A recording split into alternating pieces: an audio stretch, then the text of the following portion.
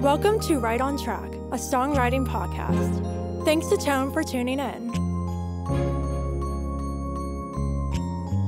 I'm Demi Michelle Schwartz, and I'm thrilled you're joining me on my songwriting journey. So kick back and relax, don't fall flat, and remember, stay right on track.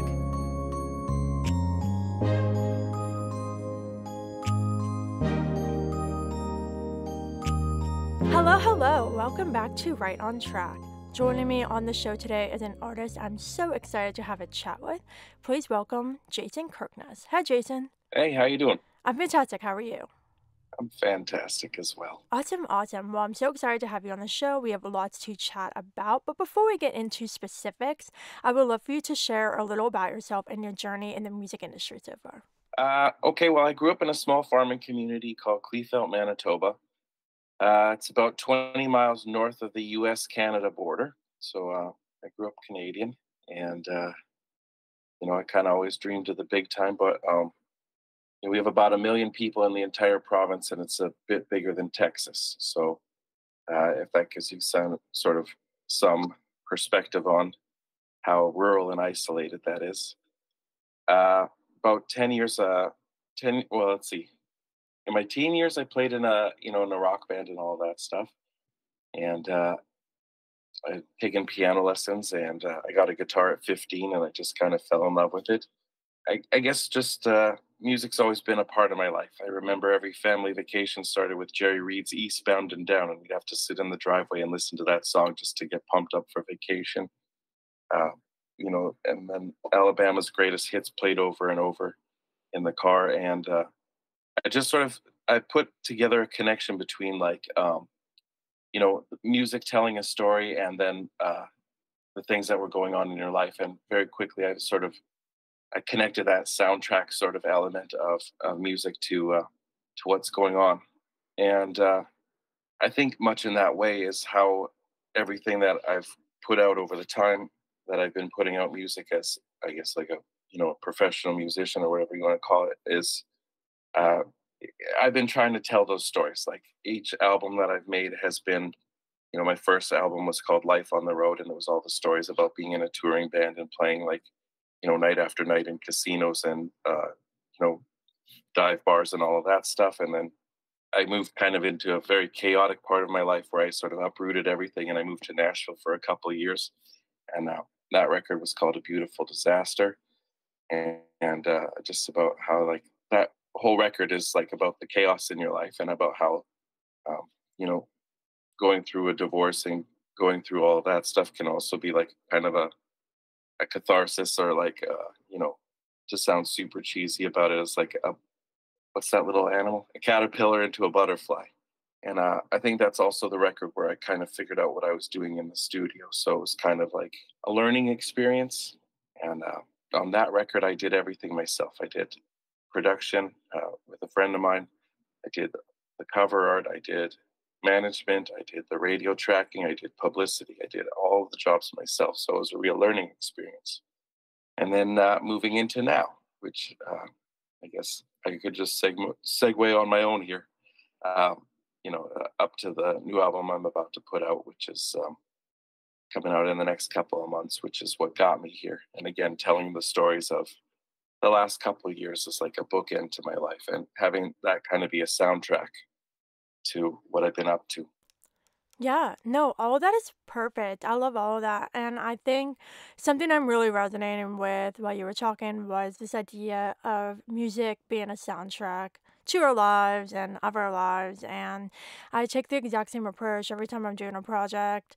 My debut album had a whole concept to it. My EP has a whole concept to it. My new album coming out in August has a new concept to it. And it's very specific based on what I'm going through in my life at the time. And it's really cool when you can look back at your older music, because even though you're not in that space anymore, that's like a time capsule of a period of time in your life that you capture through music. And as a listener as well, there's so many songs that I've heard and I thought, I swear this artist wrote this song for me. And so others' songs have become like a soundtrack to my life, and my own music is like my own kind of story, like in a diary in a way, like a musical diary of like, this is my life, these are the vulnerable stories. And I really love how you pull from the personal experiences as well, because I think authenticity as songwriters is one of the most important things. Yeah, definitely. I got to agree with all of that. And the other thing that's really wonderful is like if you write things and put out a collection of songs that's super personal to you, then um, it kind of allows the listeners, like, some people might pass on it because it doesn't resonate, but I think the majority of people will, as their lives have gone on, have an experience in their life that a lot of times can resonate with a song. And Mhm. the other really cool thing that happens is that other people give you like the, "Hey, this is what this song means to me" sort of conversation. And then a lot of times it's like those conversations are like not the original intention, but it adds to the greater like overall vibe or whatever of the song for you as the performer. And now you're taking on all of these sort of connections with other people and their connections to the songs. And then every time you get to perform it, you can sort of build this like uh, I don't know what you'd even call it, as like a greater sort of community around uh, the feeling of a certain song. Yeah, no, absolutely. And I love what you said about hearing other interpretations of your songs. I think that's so cool. And there's one coming to mind, in particular of mine, that I didn't see as a love song. And a listener said that like reminds me of a love song, like through their own personal experience. I'm like, yeah, like, I didn't write that as a love song, but if you interpreted it like that, that's like totally fine. Like, I think it's really cool because I always love to hear, like, I love doing like behind the lyrics videos and talking about why I wrote Mm. the song and in interviews and talking about like this is my inspiration. And as a listener, like a fan of other artists, I love listening to their inspiration behind their music because I think it's super cool, but that doesn't change my own interpretation. It's just another layer to that. And once you start getting all these different interpretations of what the artist wrote it for and what you thought, or maybe what your friend thought, like you get all these different interpretations of the same song based on everyone's experience. And I think what works so nicely in that case is that the artist wrote a song that's relatable, and even though it's personal, there is a universal quality to it where people can listen to it and go, okay, yeah, no, that's what the song is saying, but this is how I connect based on my own personal experiences. Yeah, I love all of that. And that's probably a lot of the reasons why songwriters continue to songwrite, I think, is just for that connection. And, that's how we connect to the world and describe the world around us. Yeah, I think the absolutely. other cool thing as a songwriter that you sort of start to realize is that we're all not that really not that different. Like politics and personal preferences, and like some people like tomatoes and some people don't like tomatoes. And at the end of the day, we're just kind of all having this sort of very very similar experience across the board, around the world. Really, like we just want to love somebody and then love our families and have a life while we're here. Yeah, no, absolutely. So, as a songwriter, why do you find yourself drawn to country music? That's an interesting question, and quite oftentimes I'll be in a co-writing situation, and like I don't know if you or like a lot of your listeners have done like the Nashville style of co-writing, Yeah, but so like yeah, a lot of times people will say things like you'll be in the middle of a writing session and somebody will be like, "Oh, that won't work for radio or that won't work commercial," and I'm always the one that kind of pushes back against that. I don't think when I'm being creative or writing um, that the genre is the most important thing at that moment. Like, let's just get the thing. Let's find out what this thing wants to be and find out what the song wants to be. And then after that, we can sort of add the elements.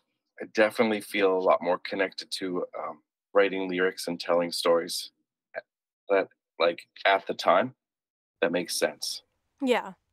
No, no, that's perfect. And like you, I mean, I'm a multi-genre artist. I Okay. started in pop and I do country as well. And I have like a pop rock song. And so, like, I'm all about being multi-genre and writing what the song needs. And I know, like, for some artists like signed to major labels, like they're kind of restricted in many ways. Like they Yeah, have yeah. their sound, they have their, Yep. audience or whatever. And I've even gotten some criticism too, like when I released my EP, which is pretty much a multi-genre EP. people are like, why would you even want to do this? Like, why not? Like, I wrote these songs and I'm not going to force a song to be a certain genre if it doesn't naturally fit that genre. And so Hmm. I've also been someone who like I want my music to be like commercial and have that appeal to it, but I also don't want to restrict my creativity and the authenticity of the song just because of, oh, it has this element that's not common in pop music, therefore I can't have it.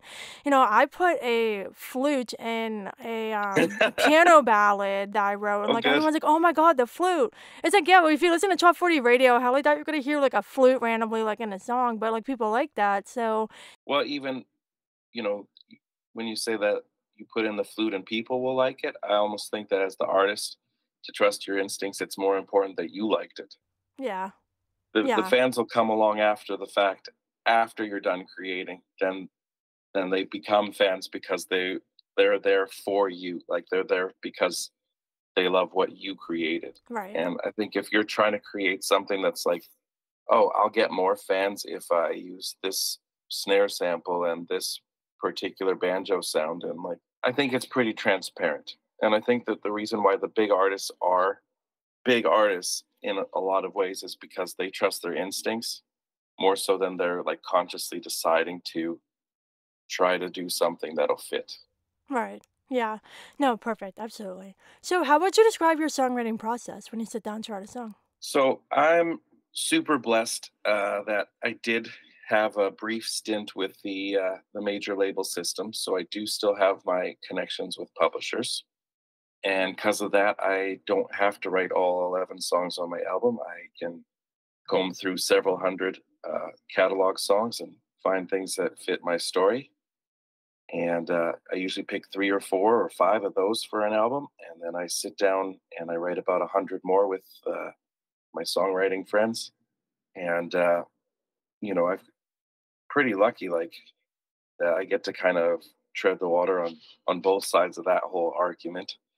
Um, but I think when I am writing, it usually starts much the same way that everybody else does. Like you'll get the great idea in the car and shout it into the voice recorder or Yep. or the notepad. And I keep a long list of titles. Uh, I know the joke around Nashville is beer pressure, that somebody's going to write that into a hit one day. But yeah, I'm just I pulled up my phone here, right, and I'm just looking at like in the notes application, I've got one, two, three, four, five. I'm gonna say 60 titles that I haven't written yet, and then I got on the voice notes, I got like you could just infinitely scroll with your thumb till all these little, you know, 10-second melodies or like a lyric that came into my mind. So a lot of times you sit down and at 10 o'clock in the morning or the 2 p.m. right or whichever one you're going to, and then what's everybody got? Have anybody got any titles? Anybody got any ideas? And you bat around an idea or something that's like just what you've been thinking about. And I think in that way it stays pretty immediate. um, I try to keep all of my writing to like the year before a record comes out, so that it's sort of immediate and personal, and also so that I get a break from like the like. So I don't want it to get too methodical, where it's like cut and paste, verse, chorus, verse sort of thing. I want it to feel fresh and exciting every time I go into the season of songwriting. I know for some people they have to do it all year round to keep the muscles sharp, but I find that I'm a bit sharper and a bit more inspired if I don't do it for a while, and then I can book a bunch of rides with a bunch of friends or a bunch of and so that I have time to live a life and get the ideas and go for the long drives and kind of see the world and just sort of feel connected with myself. Yeah. No, that's perfect. Yeah, I don't. What's your sort of? Are you kind of somebody who's always dabbling? No, I actually I mean, I try to write often, like, if I haven't written a song for a bit, I try to, like, write one even if I don't like the song and don't wanna record Okay. it, but I don't write every day, and I think it's because of exactly what you said, you have to live your life in order to get those experiences. And for me as well, like whenever I am looking at, like right now, I'm planning for a new project for next year. And I'm really thinking about like what do I want to say? Because I personally need a really clear vision for something before I start writing it. If I'm just doing like random singles, that's different. But especially when I'm writing like an album or an EP or something, I want there to have a I want to have a cohesive message. Like the songs need to fit together. And in order Mm. for that to happen, I need to really think like what's going on in my life? What things have I been thinking about? What direction do I want to take this project? Because then when I sit down to write, I have a very intentional approach. And so I think a lot and I reflect a lot until I get to that point. And then I find that, once I get into my phase of writing songs, I can crank them out really quickly because I have a very clear vision. But like every once in a while, I'll get like really inspired to write a song, like out of the blue in the middle of the night one day, and then I'll do it. But I too like kind of wait and see like what I want to write about, and then book the careers or write on my own or whatever. Yeah, do you prefer co-writing? But I do like to do co-writes. There was a period of time when I was doing a lot, like multiple a week. And I ran into a situation of writing a lot of songs with other songwriters who are kind of just starting out, like me. And I feel like some of them kind of weren't in the space yet to like record or perform. And it got to be a lot. And so I took a step back for a while until I was able to have more time and also to connect with songwriters who were actively writing and recording and performing because the amount of time that I was putting into the songs and they kind of weren't going anywhere, I ran into that struggle. And so that's why I kind of took a step back for a bit. Yeah, I think a lot of times I just know for like the sheer quantity of stuff that I like to have to choose from, like on any given record, I'll go through 100 to 200 songs, and just to kind of find the exact best narrative, I guess that fits where I'm at um, in life. So I know how like because you kind of want every song you write to have a home, but then at the same time, like I can't even imagine if I could have the time in life to record 200 songs. Oh, yeah, no, I totally get that. I write a ton of songs that I haven't even shown to people. I have like a Google Drive full of demos of old songs, and there are like old songs that I've pulled back up when I wanted to do like an EP or like the EP I'm working on now. I'm looking at including two songs that I wrote years and years ago that just didn't fit what I was working on at the time. And so no, I'm all for like just writing and writing and writing and keeping those songs because you never know when they can come back again. And yeah, so I definitely have like all these songs lying around, and I performed some that I never recorded, and some have found their home on other projects. So yeah, I totally agree with that. The whole thing that it always comes down to is that you don't know. And no matter how hard you try to make something that fits you or fits the thing, you're not going to know till you get to the end of the song whether it's the song that you're going to cut. And you never know when until you get to like the kind of group of songs, and you never know when you put something out on radio that you never know that it's going to be like, oh, this is the one that's going to. I'll give you an example. I recorded the song Anywhere the Night Goes, and that song sat for about a year on my computer. Nobody heard it. I got an email from the publisher, says we need you to release this by February 28th or by the end of February. So I said cool, and I put it out on March 1st. I'm a little spiky like that sometimes. And then from there, uh, my manager heard it, and we weren't working together at the time, and that's how the relationship there started. And then 6 months later was the time we got the first yes, and 6 months after that was the time we got the first sort of charting position.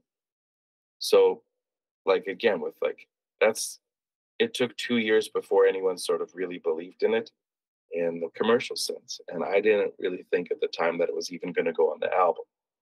So, again, you just like you don't. you can't predict what people are going to like at the time, and you can't predict, I think, what you're going to like at the time. Yeah, no, for sure. Awesome. So, just to wrap up, I would love to hear about your single, What's Wrong with Me? So, if you can share the inspiration behind this one. So that one actually is exactly what we were just talking about. It was written by a very good friend of mine, Jason Petrick, and a couple of his co-writers. And he sent me the demo, and he said, "Kirky, you've never done one of my tracks, so do me a solid and do this one. It's exactly perfect for you."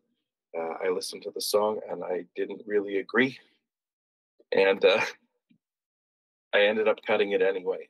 We made a whole bunch of changes to the production from the demo, and I kind of fell in love with that song kind of halfway through recording it, and I started to hear like the depth in the lyrics. It's very very simple, but it's also very poignant, and I think that's where I kind of caught on with like, okay, yeah, in the most simplest language, it's a little bit clever, but it's mostly about just really connecting with being being loved by somebody and having them love you in spite of your flaws.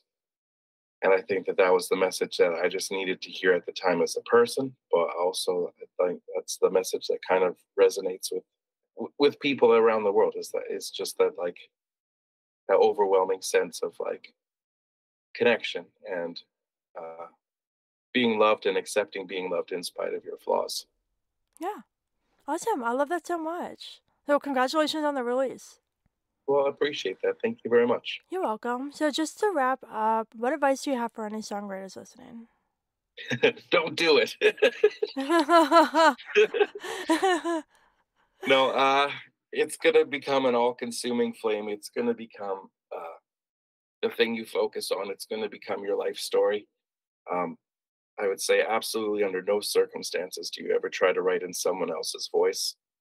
Learn your own voice. Learn who you are as an artist, as a songwriter, and just trust the fact that it's better to succeed as yourself than spend your life trying to be somebody else. Perfect. Couldn't have said it better myself. Well, Jason, it was a joy having you on the show. Can you please share with everybody where they can connect with you online and check out your music and tour dates? Yeah, I'm at Jason Kirkness on all social media and jasonkirkness.com for tour dates and tickets. Awesome. Well, thank you so much again for joining me. Well, it's a pleasure and I'd be on anytime. Awesome. And listeners, that is a wrap with Jason for our chat. And I hope you enjoyed it. And of course, until next time, stay Stay right right on on track. track.